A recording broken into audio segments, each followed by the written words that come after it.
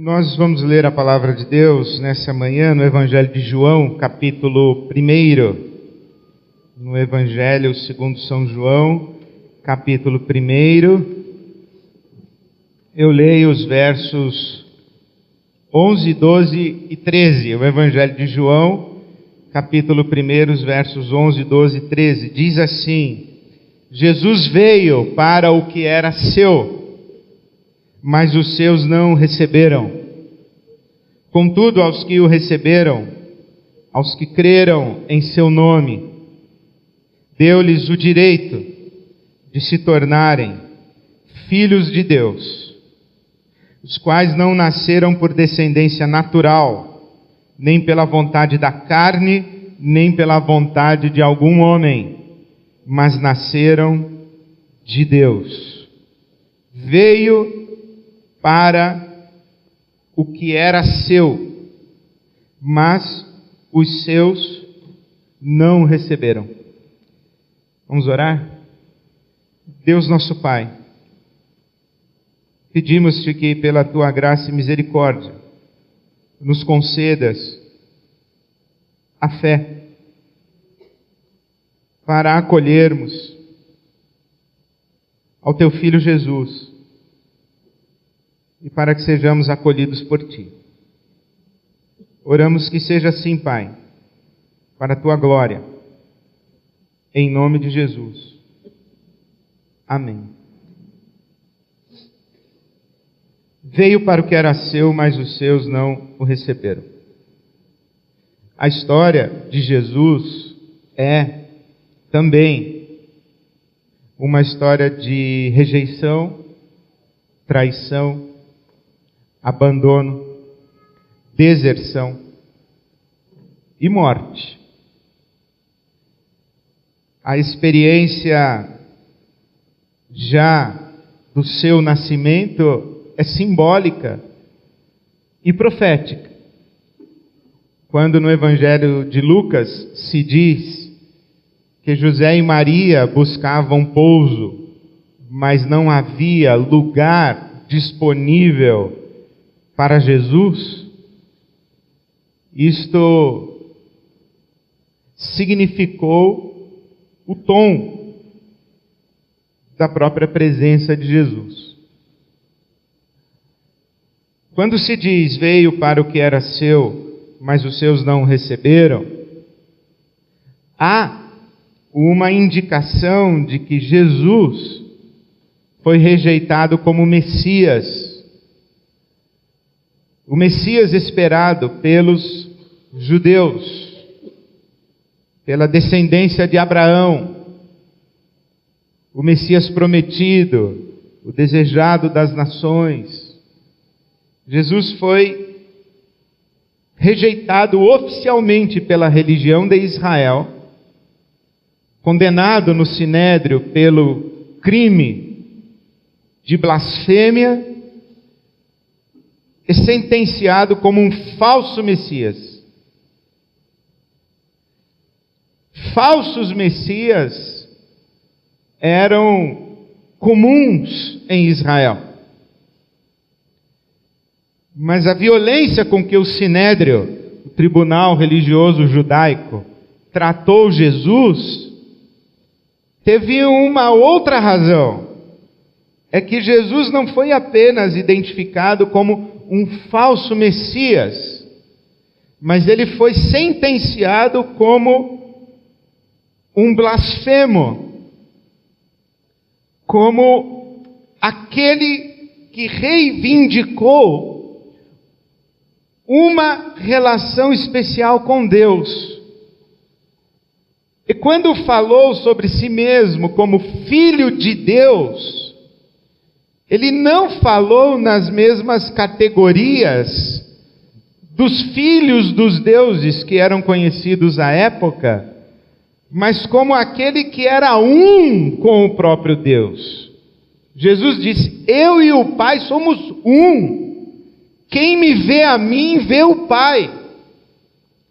Ele reivindica uma unidade com Deus que nenhum falso Messias havia antes reivindicado. Em outras palavras, o que atrapalha Israel a acolher Jesus como Messias é que ele estava reivindicando ser Deus.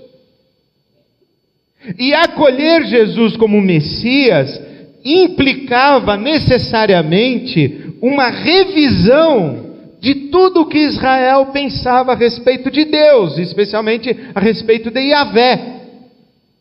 Se Jesus é realmente o Messias, e se ele é realmente quem ele diz que é, e se esta unidade de Jesus com o Pai é dessa maneira, tudo o que Israel pensava a respeito de Deus precisa ser ressignificado. Israel precisa inclusive chegar a ponto de dizer, não apenas descobrimos mais coisas a respeito de Yahvé, mas estávamos enganados a respeito de Yahvé em muitas coisas que críamos. Israel precisa rever a sua compreensão, o seu discernimento a respeito de Deus. Por isso é que acredito que Jesus é o Deus surpreendente. Jesus é o Deus surpreendente. Por que Jesus não foi recebido? Por que Jesus não foi reconhecido, acolhido? Porque eles não esperavam um Deus como Jesus.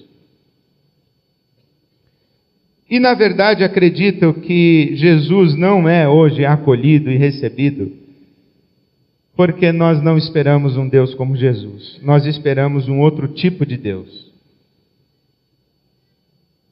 Por exemplo, eles não esperavam um Deus plural. Yahvé é um. Alá é um. Se tem um no céu e um na terra, já não é um, são dois. Esta é uma discussão que até hoje é tratada e que as pessoas não conseguem entender. Deus é o Pai de Jesus? É. Jesus é Deus? É. Então Jesus é o Pai dele mesmo? Essa é pergunta de criança. E que o papai que não é cristão não tem como responder. E que o papai que é um cristão desavisado não sabe responder. Porque nós não acreditamos em um Deus ali, e que dali a pouco um pedaço dele sai e se faz carne. Ou um Deus que está lá no céu e daqui a pouco ele está aqui na terra. Mas se ele está na terra, não está no céu. Quem ficou lá? Se ele veio. Por isso é que para nós cremos que Deus é uma comunidade. É uma unidade de 3 pessoas. Porque você sabe que Deus não é nome. Deus é um nome que damos a alguma coisa, ou a alguém. Ou a aquilo que é o máximo e além do que nada existe. É por isso que algumas pessoas chamam o dinheiro de Deus. É por isso que algumas pessoas chamam o seu cônjuge de Deus, o seu filho de Deus. Deus Deus é uma etiqueta que a gente coloca onde a gente quer. Aquilo que é a coisa mais importante da nossa vida é o nosso Deus. A gente pega essa etiqueta, Deus, e coloca nas coisas. E o nosso mundo é cheio de deuses. É cheio de centros de gravidade. Perdão. O nosso mundo é cheio de centros de gravidade. Há muitas coisas que não merecem a etiqueta Deus, mas que estão etiquetadas como se fossem deuses. Nós chamamos isso de ídolos, falsos deuses. Onde nós, os cristãos, colocamos essa etiqueta Deus?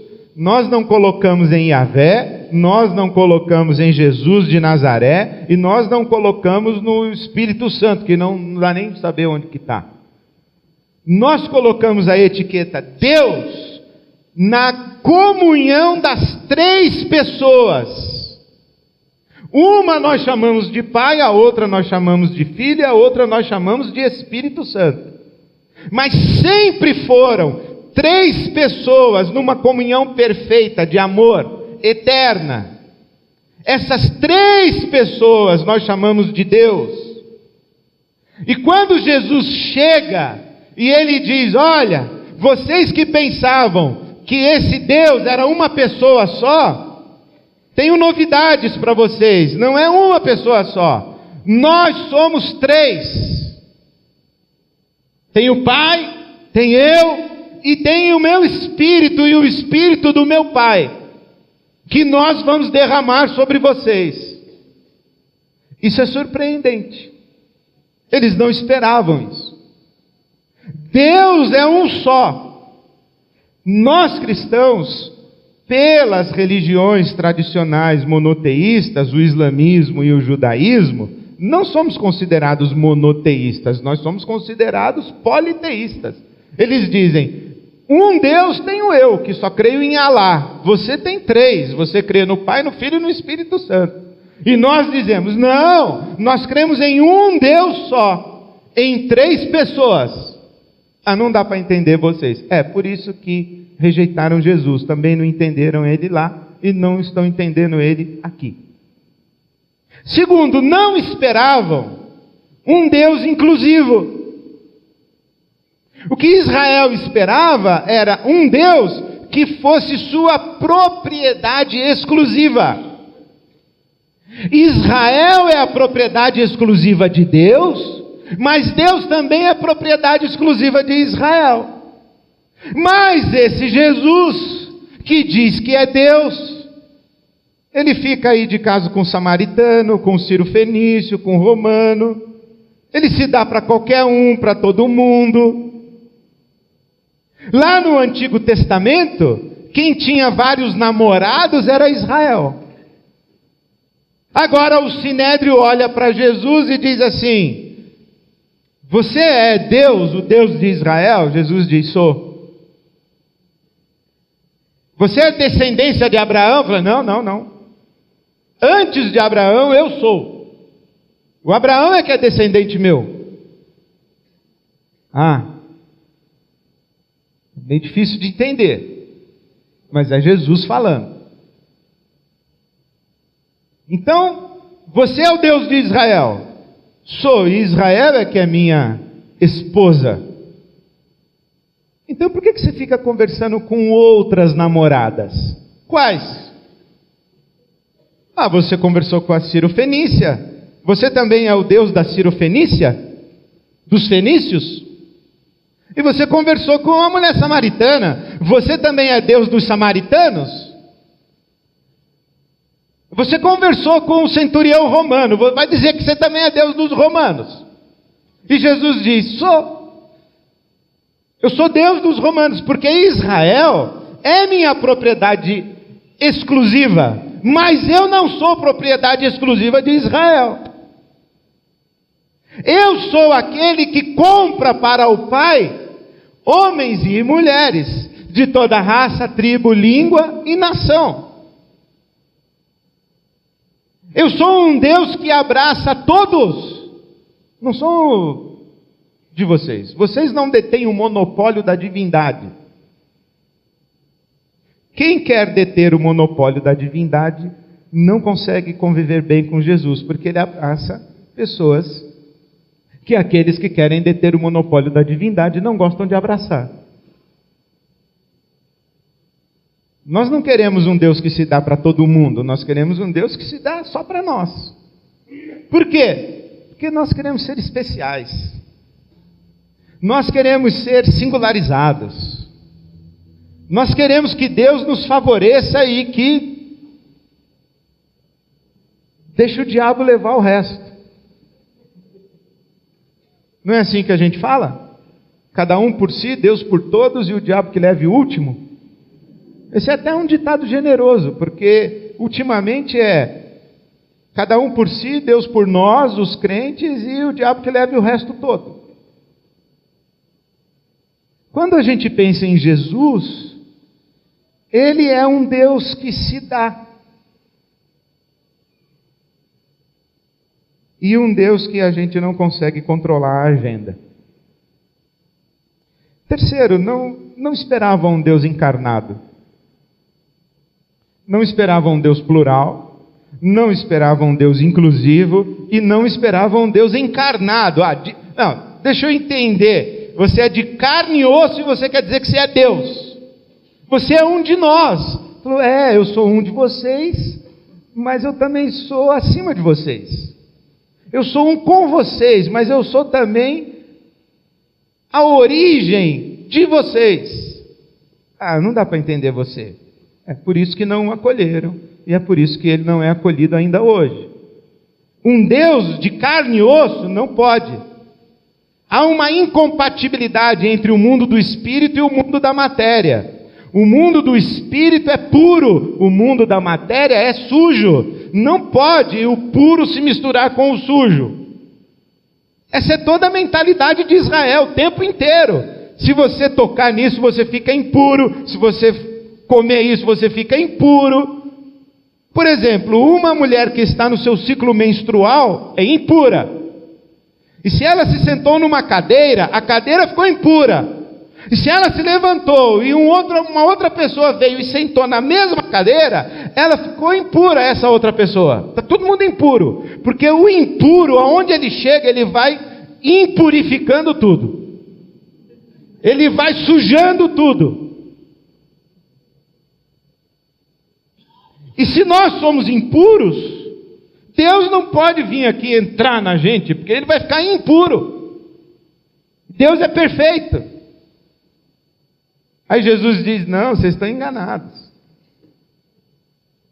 Essa discussão fez com que lá, na discussão bizantina, que os bispos discutiam se uma mosca cai na água benta, a água benta fica impura ou é a mosca que fica pura? Aí você pensa assim, esses caras não têm o que fazer, fica discutindo mosca em água benta. Não, é muito sério. É uma discussão seríssima.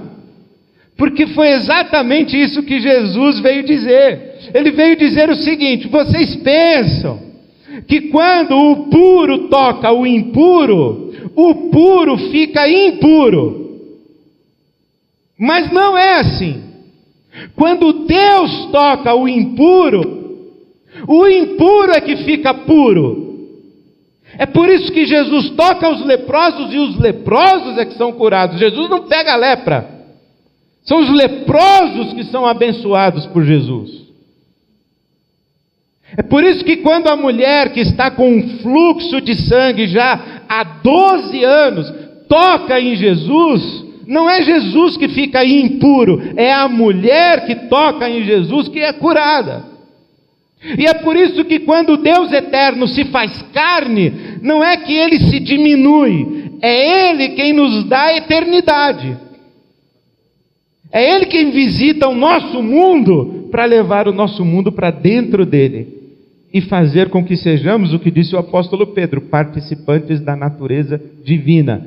Um Deus, carne, que é capaz de dar eternidade para o que é finito, é surpreendente. É por isso que Jesus não foi aceito lá, também não é aceito aqui. Não esperavam um Deus plural, não esperavam um Deus inclusivo, não esperavam um Deus encarnado, não esperavam um Deus servo, que se ajoelha para lavar os pés dos escravos. Os reis não fazem isso, que dirá os deuses? Deuses não lavam pés. Deuses colocam os pés para que as pessoas lavem os pés deles. Deuses não se humilham, deuses não se rebaixam, deuses não se curvam. Deuses não são contrariados. Aí vem Jesus e vai lavar os pés dos outros. Deuses não choram. Deuses fazem chorar. Deuses não servem. Deuses usam e abusam. Até os homens que falam em nome dos deuses, eles usam e abusam. Que dirá os deuses?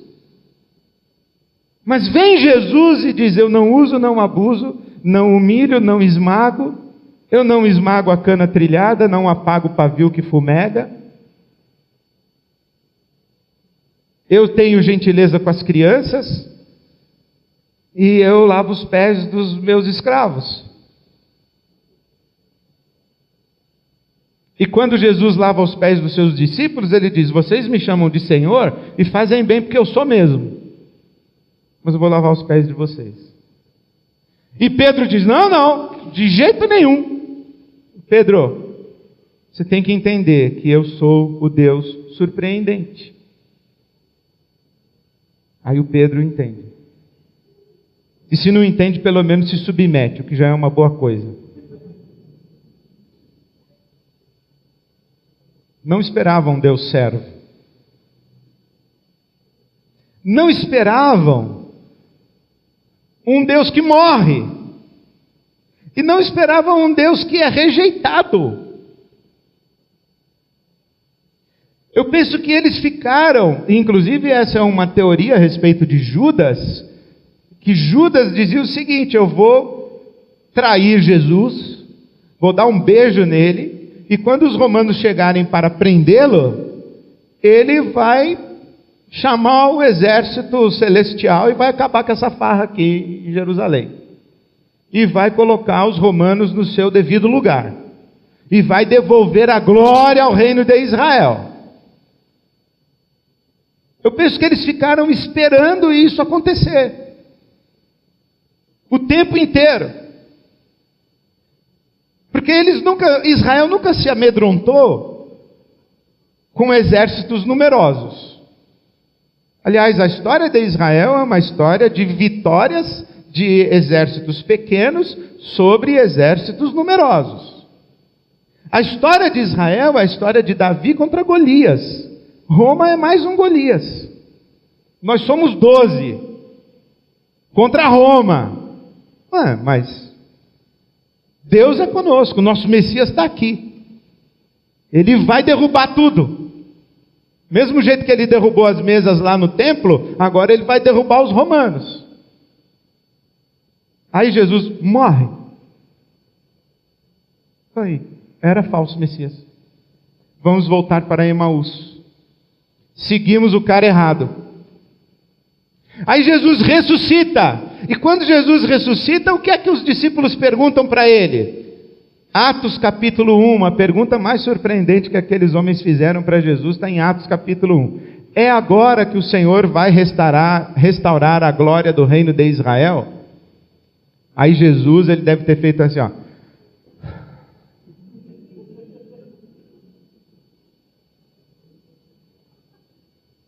Porque é um Deus surpreendente, um Deus que morre.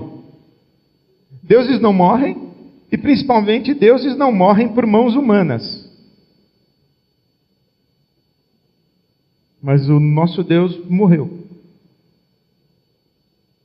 Eles não esperavam um Deus que morre por amor. Aí é demais. Aí já é exageradamente diferente. Deuses não morrem, matam. Então, um Deus que morre já é diferente. Agora, morre porque ama. Morre porque considera a sua criatura digna de sua própria morte. É um Deus que se diminui em favor da sua criatura. Um Deus que se esvazia em favor da sua criatura. Não é possível. Como chama isso aí? Amor. Não estou entendendo. Amor. Não, nós não estamos acostumados com Deus que é amor. Nós estamos acostumados com um Deus que infunde temor. Amor, não. Nós estamos acostumados com um Deus que quando a gente obedece, Ele abençoa. Quando a gente desobedece, Ele amaldiçoa. Nós estamos acostumados com um Deus que quando a gente dá o dízimo, a colheita é farta. E quando a gente não dá o dízimo, Ele manda gafanhoto em cima da gente. Nós estamos acostumados com um Deus que traz todo mundo ali, na rédea muito curta. Vacilou, Ele apedreja. Aí Jesus diz assim: não. Misericórdia, compaixão, perdão. Perdão tudo bem, mas quantas vezes? 7 vezes? Até 7?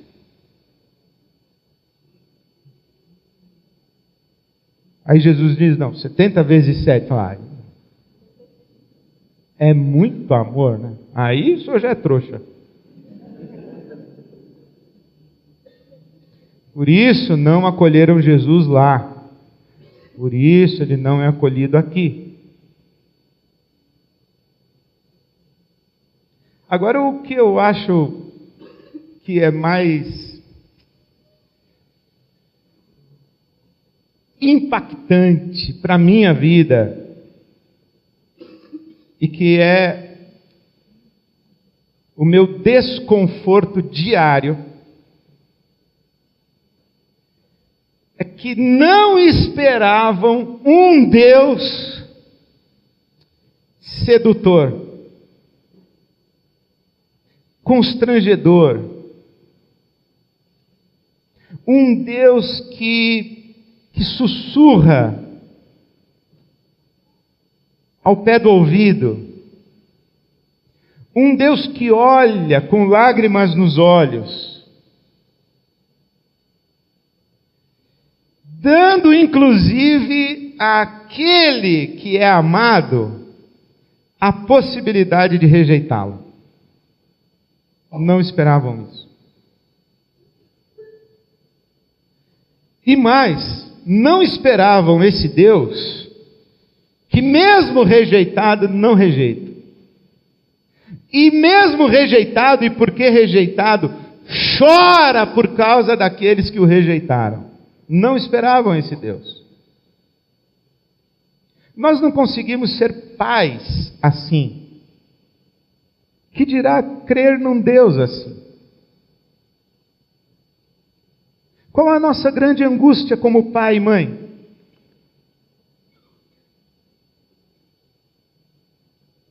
É que nós sabemos o que é melhor para os nossos filhos, eles não sabem. E nós passamos a vida tentando enquadrar os nossos filhos naquilo que nós sabemos que é o melhor para eles.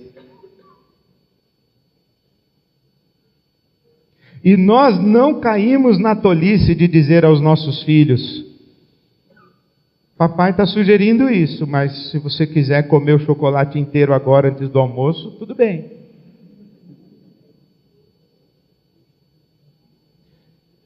Papai está sugerindo isso, mas se você quiser enfiar a cara na maconha, responsabilidade sua. Papai está sugerindo isso, mas se você quiser fazer sexo com todos os seus namorados, papai está sugerindo, mas você é responsável. Nós não conseguimos fazer assim.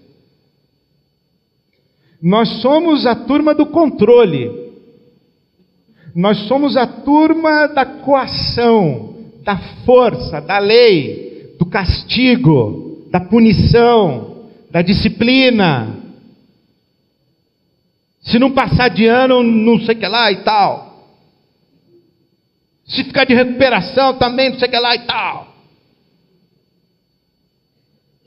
Porque no fundo a gente sabe que se não fechar a internet em casa, aí é a parra. No fundo a gente sabe que entre o caderno e a bola, cadê mesmo o caderno? Nem sei onde eu pus. Por isso é que nós queremos um Deus que nos mantém ali na rédea curta. Aí aparece Jesus e o camarada fala para ele: eu quero te seguir. Aí Jesus: pensa bem. É mais ou menos assim: eu faço apelo, quem quer entregar a vida a Jesus? Aí você vem aqui na frente, eu olho para você e falo: ó, não quer pensar melhor, rapaz? Vai ter que abandonar tua amante, vai ter que começar a repartir teu dinheiro com os pobres, vai ter que parar de cheirar cocaína. Tu não quer pensar melhor? Volta, cara, volta, pensa melhor, não vem agora não. Ou então o sujeito na água do batismo: rapaz, tu quer ser batizado mesmo? Não quer pensar melhor? Vai ter que perdoar teu cunhado, vai ter que fazer as pazes lá com teu sócio. Tu vai lá perdoar o teu sócio? Vai ter que parar com essa agiotagem aí. Não quer pensar melhor, batizar depois, tal? Ah, pastor, mas se eu não batizar, Deus vai me amaldiçoar? Não. Ele está chorando que você está fazendo essas coisas. Ele não está te amaldiçoando. Ele está chorando. Presta atenção, ó, se você ficar bem quietinho, você vai ouvir a voz dele dizendo: eu te amo, eu te amo, eu te amo. Para com isso.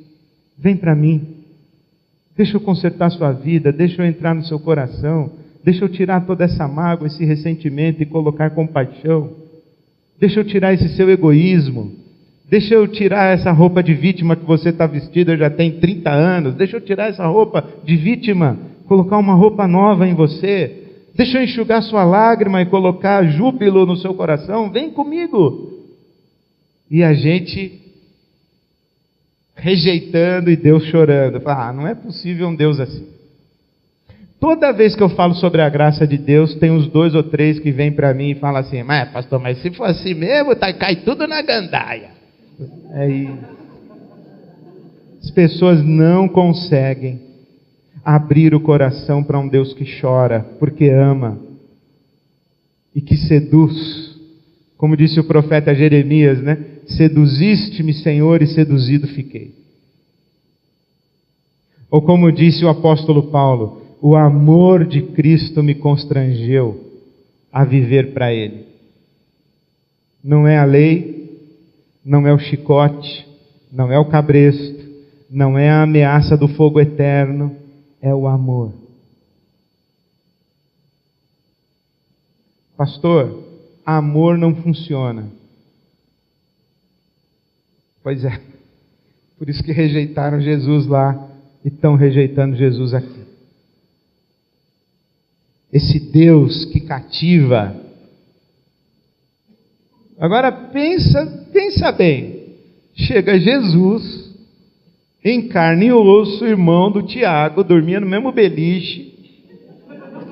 Aí um dia olha para o Tiago e fala: sou Deus, prazer. O Tiago olha. Mas sabe qual é a questão? É que quando Jesus falou assim para Tiago: eu sou Deus, muito prazer, o Tiago não lembrou de nada que contrariasse o que Jesus estava falando. E talvez o Tiago tenha dito assim: está explicado, agora entendi. Porque tudo que nós aprontamos contigo aqui em casa foi gabarito, sempre, não é possível. Agora entendi, tu é Deus, né? Aí tudo bem. Mas em carne e osso.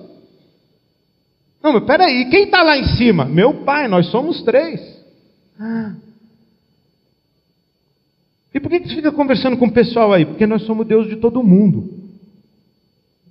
E por que tu não esmaga esse pessoal aí que está azucrinando a tua vida, esses caras aí, os fariseus? Porque eu os amo. Eu estou chorando, querendo que eles venham para mim. Falar: tu é paciente demais. Eu falei: então, é isso. Eles vão acabar te matando, hein? Mas eu vou deixar. Porque eu não vim para matar, eu vim para morrer. Eu não vim para ser servido, eu vim para servir. Eu acho que depois que Tiago ouviu tudo isso, o Tiago deve ter dito assim: mas tu é um Deus muito diferente mesmo, hein? Aí Jesus diz: Acho que você começou a entender. Veio para o que era seu, mas os seus não o receberam. Por trás dessa rejeição, deve ter muito mais coisa que a nossa cabeça não consegue discernir. Mas essas poucas coisas que o nosso discernimento é capaz de alcançar, já sugerem por que Jesus foi rejeitado lá e por que Jesus continua sendo rejeitado aqui. A minha oração nesse Natal é que quando Jesus bater a sua porta na ceia de Natal, você ouça a voz e deixe ele entrar. E deixe ele pacificar, deixe ele encher de alegria, porque Natal é um tempo muito complicado. Natal é um tempo muito complicado, porque todos os apelos são apelos de fraternidade, de solidariedade, de paz, de alegria. Mas a data do Natal entra de cheio nas nossas relações familiares, cheias de conflitos, cheias de páginas grampeadas, cheias de distanciamentos silenciosos, cheias de memórias que nós gostaríamos de apagar, cheias de pessoas que começam a se aproximar e que a gente fala: de onde veio esse pessoal? Não me diga que ela vai.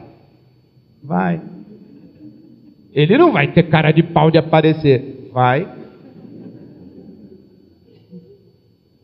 Só que com tudo isso,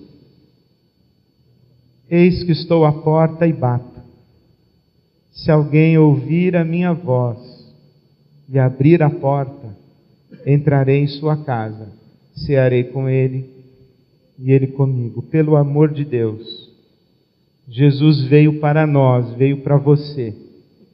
Não o rejeite. Acolha-o. Porque isso vai fazer toda a diferença, não somente no seu Natal, mas na sua vida e na sua história. Que Deus nos abençoe. Amém.